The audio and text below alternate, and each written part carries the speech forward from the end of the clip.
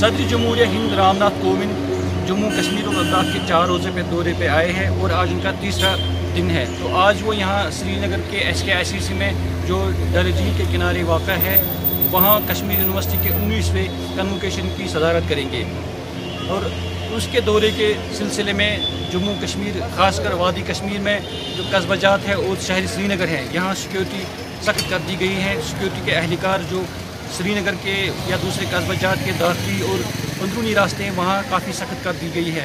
ख़ास तौर पर जो डल झील का इलाका है SKICC का इलाका है इसमें जो भी दाखिली रास्ते हैं यानी फोर्ट शोर रोड है, गुप्कार रोड है और दूसरे जो बुलवार्ड रोड है वो सब सील कर दिए गए हैं। गुज़श्ता 3 दिनों से वहाँ किसी आम आदमी आम शहरी को गुजरने की इजाज़त नहीं दी जा रही है। और जो उन 4 रास्तों से ट्रैफिक जा रहा था वो दूसरे रास्तों पर डाइवर्ट किया गया जिसकी वजह से लोगों को काफ़ी परेशानी का सामना है।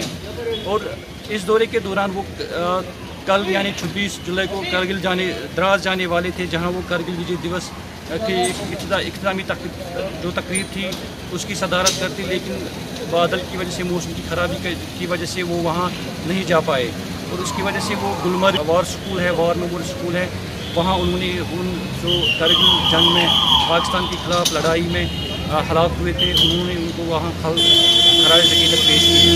तो मजबूरी सूरत हाल आज ये है कि गुज़श्ता 3 दिनों से वादी कश्मीर में जो खासकर शहर श्रीनगर में लोगों को काफ़ी मुश्किल का सामना रहा। डल झील की तरफ किसी भी आम आदमी या सयाह को जाने की इजाज़त नहीं दी गई थी जिसकी वजह से वहाँ उनको काफ़ी परेशानी है।